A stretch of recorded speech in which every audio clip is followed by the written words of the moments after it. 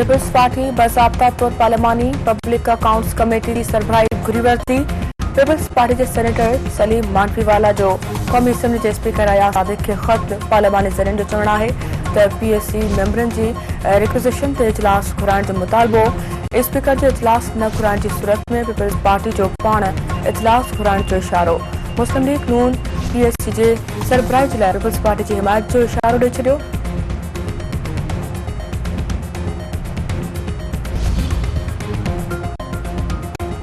सिंध के सीनियर वज़ीर शर्जिल इनाम मेमन चयो आहे त 24 नवंबर ॿीहर अवाम खे यरगमाल बणाइण जी कोशिश कई पई वञे। हवा हथियारनि जे ज़ोर ते हुकूमत खे यरगमाल बणाए नथा सघो।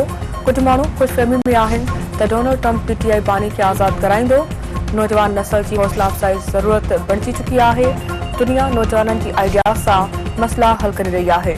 नौजवान नस्ल सोशल मीडिया के सुठनि कमनि लाइ इस्तेमाल करे। नौजवान नस्ल सोशल मीडिया के घटि वधि ॻाल्हाइण ऐं कार गंद लाइ इस्तेमाल न करे। सिंध वाहिद सूबो आहे ते विंड कॉरिडोर आहे। थर जे कोयले मां सस्ती बिजली पैदा कई पई वञे। ट्रांसपोर्ट सेक्टर में सिंध हुकूमत तमामु घणो कमु कयो आहे।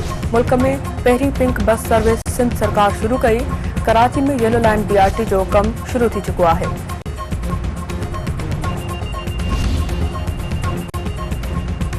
कंहिंजी मोहब्बत में एतिरो अॻिते न निकिरी वञो जो मुल्क जी बर्बादी नज़र न अचे। एहतजाज कंदड़नि वाज़े ॿुधाए छॾियो आहे त मरण माराइण रियासत ख़िलाफ़ जहाद करण अची रहिया आहिनि। चई रहिया आहिनि त संदन वटि प्लान A, B ऐं C आहे। हू ॿुधाइण चाहिनि था त रियासत वटि A खां Z ताईं समूरा प्लान हूंदा आहिनि। गुज़िरियल लॉन्ग मार्च ते ख़ैबर पख्तूनख्वा जा 81 करोड़ रुपया ख़र्च थिया हुआ। हाणे चयो पियो वञे तव्हां 58 करोड़ रुपया ॾियो पोइ ॻाल्हियूं थींदियूं। हर MNA ऐं MPA खे 2-4 लख रुपया ॾिना पिया वञनि। पंजाब जी इत्तलात वारी वज़ीर अज़मा बुखारी जूं लाहौर हाई कोर्ट में मीडिया सां ॻाल्हियूं।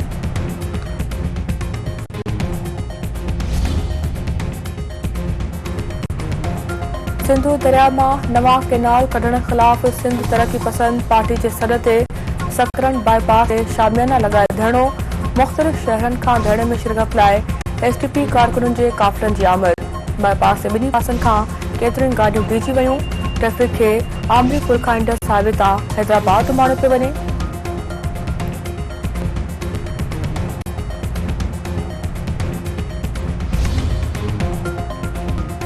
मुल्की दिफ़ाई नुमाइश आइडियाज़ 2024 कराची में जारी। 4 ॾींहनि जी दिफ़ाई नुमाइश में 350 खां वधीक परॾेही वफ़दनि जी शिरकत।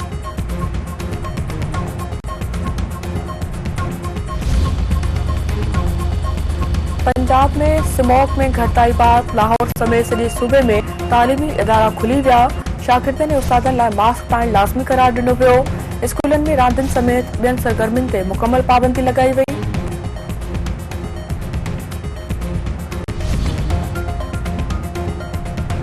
नाकाराज जहाज़ खे कराची खां हैदराबाद मुंतकिल कयो पियो वञे। डायरेक्टर ट्रांसपोर्ट कंपनी जो चवणु आहे त जहाज़ खे 128 व्हीलर ट्रॉलर जी मदद सां मुंतकिल कयो पियो वञे। गुज़िरियल जहाज़ जी भेट में ही जहाज़ वॾो आहे। सुभाणे राति ताईं हैदराबाद पहुची वेंदो। प्रोजेक्ट डायरेक्टर जो चवणु आहे त जहाज़ खे मलिक नेशनल हाईवे खां घारे ऐं ठठे रस्ते हैदराबाद CAG ट्रेनिंग सेंटर मुंतकिल कयो पियो वञे।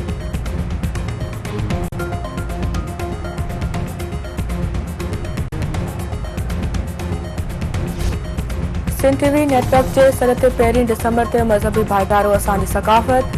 सिंधु दरिया असांजी मशहद जे सिरे हेठि ऐलानियल सकाफ़ती ॾिहाड़ो वेझो ईंदे तयारियूं जारी। नंढनि वॾनि शहरनि में अजरक ऐं टोपनि जे विकिरे में इज़ाफ़ो। सकाफ़ती शयुनि जा स्टॉल क़ाइम।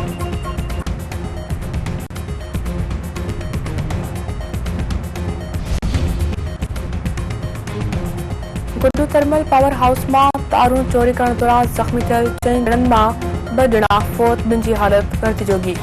ज़ख़्मी अब्दुल सत्तार शेर ऐं सैफुल्ला मलिक मुल्तान जी अस्पताल में इलाज दौरान दम ॾिनो। सड़ी ज़ख़्मी थियल आशिक़ मलिक ऐं ज़हूर मलिक जी हालत गणित जोगी।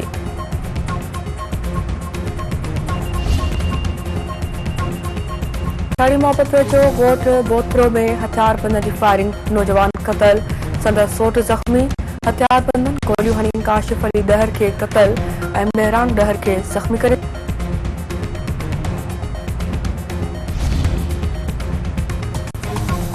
नए तेरे वेझो मोरिया अयागानी तकरार तां ज़ख़्मी थियल नौजवान लाड़काने जी अस्पताल में फोत। शाहनवाज़ उर्फ ताऊ मोरियो ज़ख़्मनि जा सूरनि सां दम ॾिनो। मार्च वेलनि जो अंग वधी 4 थी वियो।